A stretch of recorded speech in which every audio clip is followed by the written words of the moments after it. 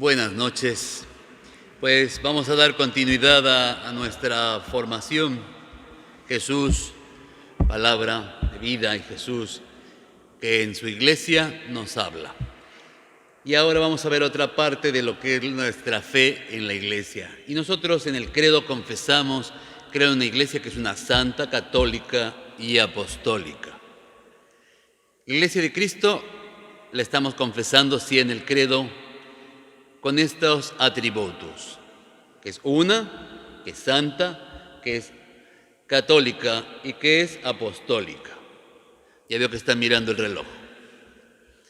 Estos 4 atributos son inseparables uno de otro, porque nos indican los rasgos esenciales de lo que es nuestra iglesia. La iglesia, estos atributos no los tiene en sí misma, sino le fueron dados por Cristo, quien por medio del Espíritu Santo da a la iglesia el ser santa, católica, apostólica. Pero también es Cristo el que nos llama a vivir esas cualidades dentro de la iglesia. Solo desde la fe podemos reconocer esos dones de la iglesia, que también podemos verlos desde la razón. Y ahora lo vamos a ir viendo. La iglesia es una. La iglesia, debido a su origen, en la unidad de las 3 personas, es una, porque uno solo es nuestro Dios. Dios Padre, Hijo y Espíritu Santo, 3 personas, un solo Dios.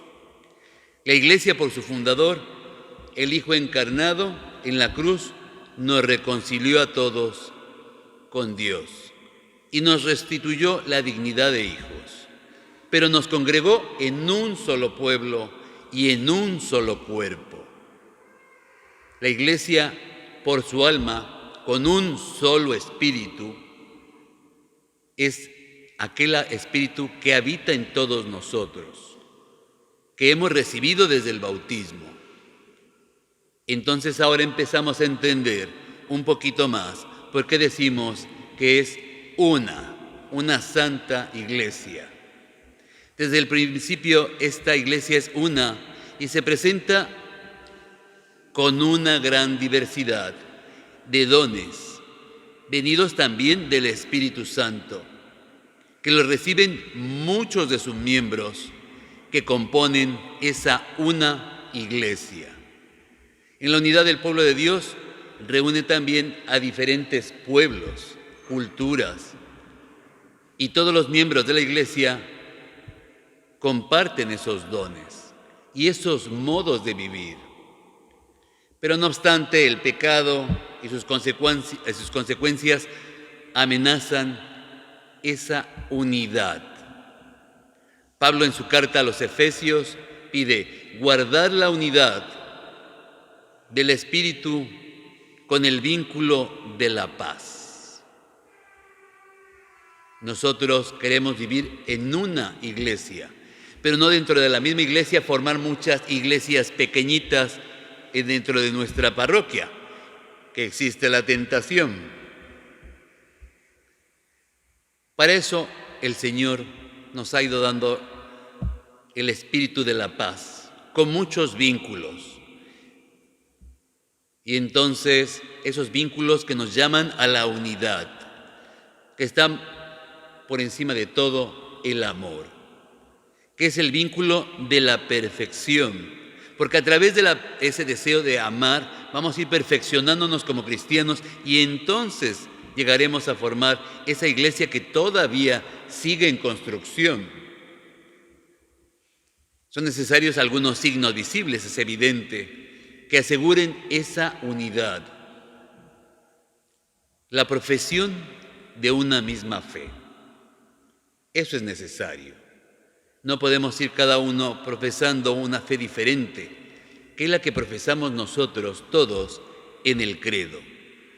La celebración de un mismo culto y sobre todo los mismos sacramentos, que son los que nos unen y nos reúnen, nos congregan. También la sucesión apostólica, por el sacramento del orden, conserva esa concordia fraterna de la familia de Dios, es decir, obispos y sacerdotes procuran la unidad de su pueblo. La Iglesia única de Cristo, que después de su resurrección la entregó a Pedro para que la pastoreara. Le encargó a él y a los demás apóstoles que la extendieran y la gobernaran, donde el sucesor de Pedro y los obispos, en comunión con Cristo, trabajan por esa unidad, esa Iglesia uno. ¿Hay heridas en la unidad? Sí. Esta una y única Iglesia de Dios, desde siempre, casi podríamos decir, desde los primeros tiempos, aparecieron divisiones, a lo que San Pablo reprueba severamente y los considera casi condenables, porque más tarde causaron la separación de muchos de sus miembros. Nos dice, no sin culpa de los hombres de ambas partes, estas rupturas lesionan la unidad del cuerpo de Cristo. ¿Y cuáles fueron? La herejía, la apostasía, el cisma y otras cosas más que yo añadiría los celos, la vanidad, las murmuraciones, etc. Con dimensiones diferentes y alcances diferentes, pero todos dañando la unidad de la Iglesia. Es algo que debemos cuidar. Los que nacen hoy en comunidades surgidas a partir de esas rupturas, los hermanos separados, en otras profesiones cristianas, como los protestantes, etc., no son culpables de esa ruptura, por lo tanto no tienen culpa de ello, pero están instruidos en Cristo para que puedan buscar la unidad desde la fe que profesan. Entonces tenemos una tarea también, trabajar por la unidad que Cristo concedió al principio a la Iglesia, permanece. En la Iglesia católica esperamos que crezca hasta la consumación de los tiempos. Cristo da permanencia a la Iglesia, le da unidad, pero para ello debemos orar y trabajar, reforzarla, procurar que todos alrededor de Cristo podamos vivir esa unidad. Para eso es necesario dar una respuesta a ese llamamiento que tenemos constantemente. La conversión del corazón, una vida más pura según el Evangelio, una fidelidad de todos los miembros de la Iglesia, la oración común de todos nosotros para que se conserve la unidad. Nosotros sabemos que nuestra Iglesia católica está siendo constantemente cuestionada, vigilada, observada, criticada, juzgada. Es necesario que oremos para que también desde la oración todos nosotros sepamos afrontar todas esas situaciones y entonces podamos formar un movimiento ecuménico que pueda llevarnos a la razón de un conocimiento espiritual de unos y otros. El diálogo entre los teólogos y el encuentro con los cristianos de las diferentes comunidades, que también es importante. Por ejemplo, los protestantes tienen teólogos bastante importantes que nos sirven y nos pueden también alimentar a nosotros, los católicos. La colaboración entre los cristianos en los diferentes campos de servicio, sin hacer distinción. Bueno, yo católico, a lo mejor tú musulmán, pues no, todos podemos trabajar como hermanos. Así es de que Iglesia una y todos en la unidad. Después la Iglesia es santa. La fe que confiesa que la Iglesia no puede dejar de ser santa. La Iglesia de Cristo no puede perder la santidad, porque en sí misma la tiene, desde su origen también. ¿Por qué? Porque proviene de Cristo, del el solo santo, que es Jesús, que amó la Iglesia como a su esposa. Es evidente que el Señor quería una esposa santa y se entregó a ella para santificarla.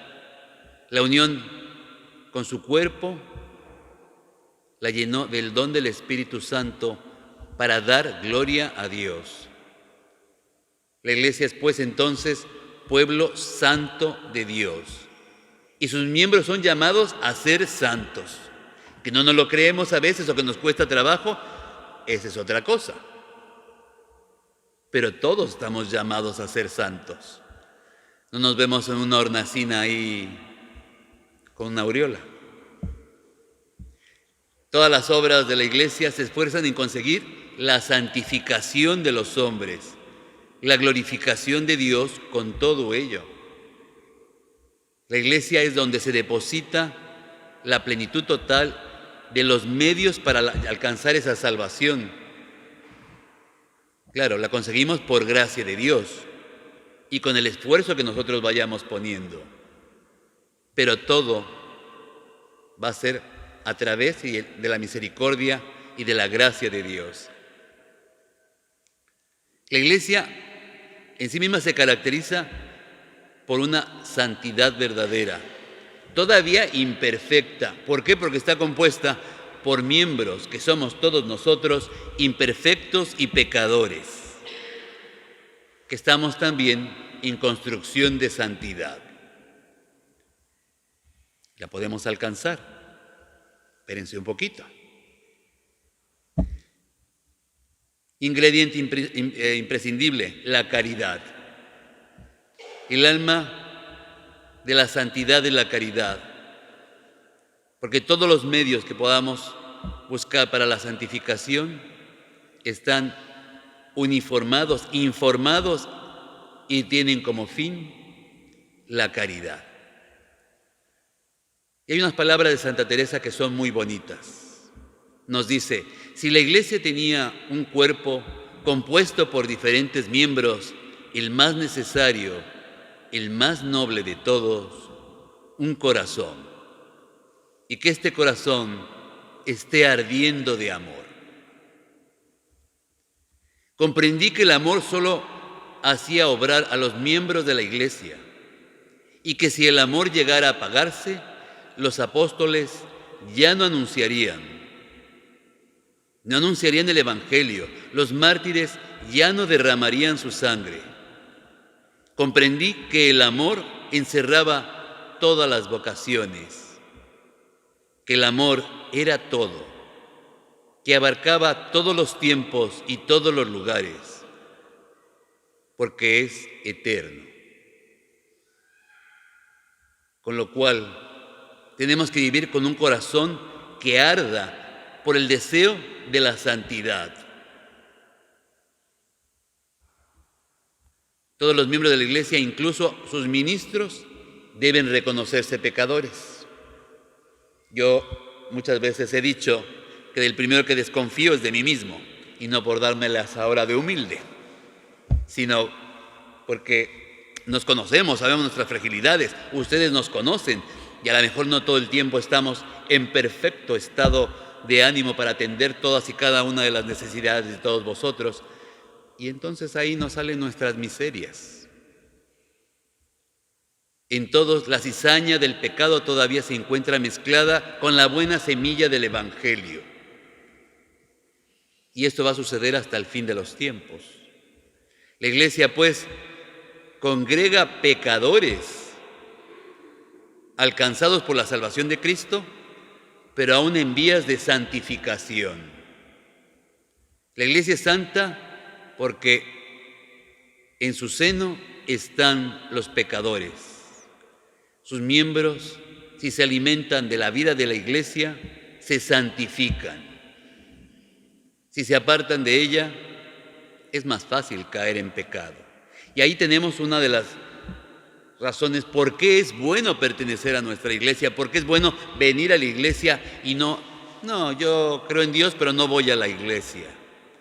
Estamos demasiado bombardeados por el mundo para después, solitos, librar la batalla es muy difícil. La Iglesia, al reconocer esos buenos hombres y mujeres, al canonizarlos, son fieles a aquello que quería el Señor. Y la Iglesia los proclama solemnemente fieles a aquello que la Iglesia quería, con lo cual sostiene la esperanza de todos nosotros de llegar a ser santos. Entonces tenemos una iglesia una iglesia santa. Ahora nos falta ver una iglesia católica. ¿Qué quiere decir católica? Que es universal, es decir, que abarca una totalidad. Y tiene un doble sentido. Es católica porque Cristo está presente en ella. Allí donde está Cristo, está la Iglesia católica. Y ahí donde está ella, está el cuerpo de Cristo. Unido a su cabeza, implica que recibe la plenitud de aquella cabeza por la salvación de los hombres. Es una confesión de fe que tiene que ser recta, completa, una vida sacramental íntegra, también con un ministerio ordenado para la sucesión del anuncio del Evangelio. Es católica porque ha sido enviada por Cristo en una misión para todo el género humano. Otra tentación de nosotros los cristianos, que creemos que somos nada más unos poquitos, una élite selecta y exclusiva. Cada una de las iglesias particulares es católica.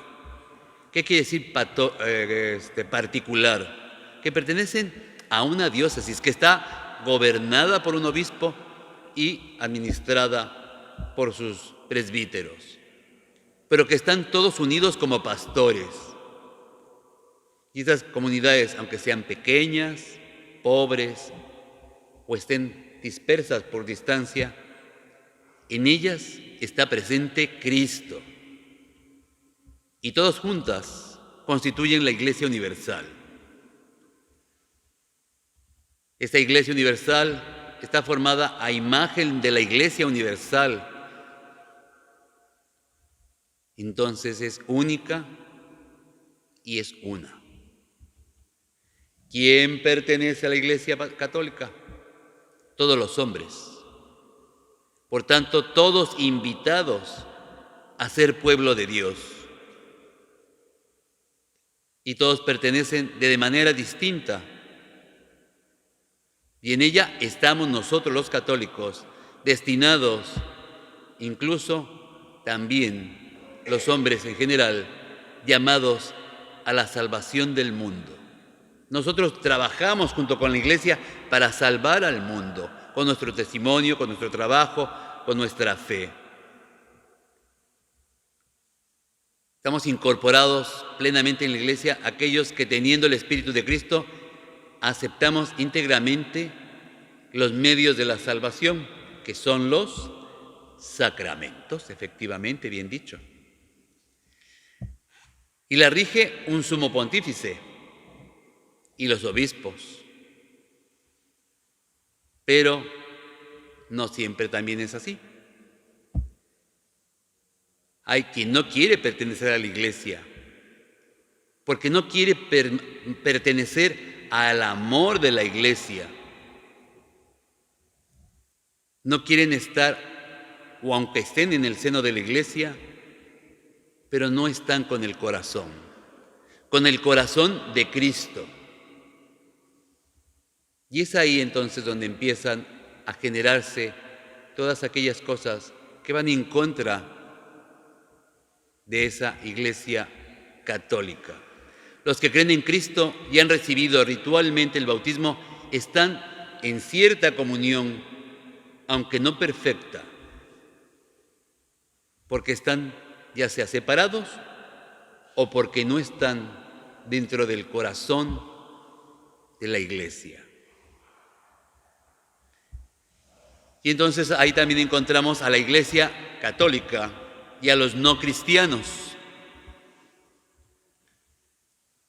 Aquellos que no han recibido el Evangelio también están ordenados como pueblo de Dios, pero de maneras diferentes. Es decir, pertenecen al pueblo de Dios. Otra cosa es que estén incorporados. Por ejemplo, el pueblo judío, la iglesia que fue el origen, la nuestra, fue con el pueblo judío, fue el pueblo de la alianza, a quien Dios habló primero. Diferente de otras religiones no cristianas, la fe judía ya era una respuesta a la revelación de Dios en la antigua alianza. Jesús era judío. Pertenece al pueblo judío entonces la adopción filial. Y con ello nosotros hemos recibido muchas tradiciones de ellos. No porque no compartamos la misma religión, no por ello estamos en choque.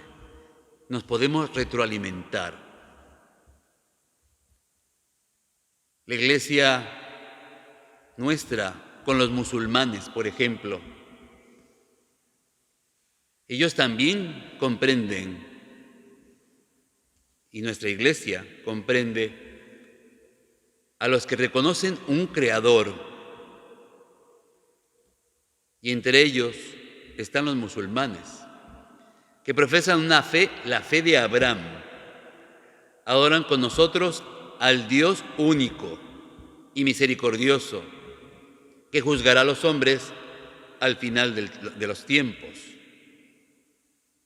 El vínculo de la Iglesia con las religiones no cristianas es en el origen y en el fin comunes al género humano, la salvación de las almas. Y pasando un poquito más adelante, viene la gran incógnita. ¿Fuera de la Iglesia hay o no salvación?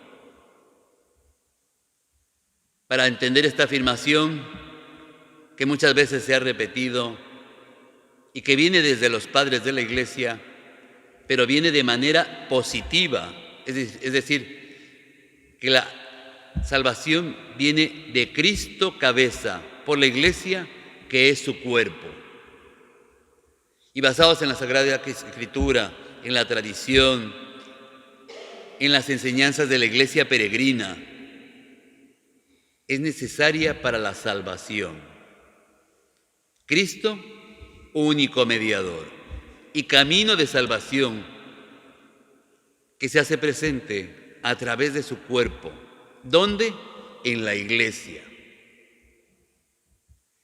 El mismo Jesús, con palabras explícitas, nos lo explicó, la necesidad de la fe y de un bautismo. Confirmó también la necesidad de la Iglesia. Por eso no podrán salvarse los que, sabiendo que Dios la fundó, que empezaron en ella, que conocen sus mandatos, que empezaron y después la negaron,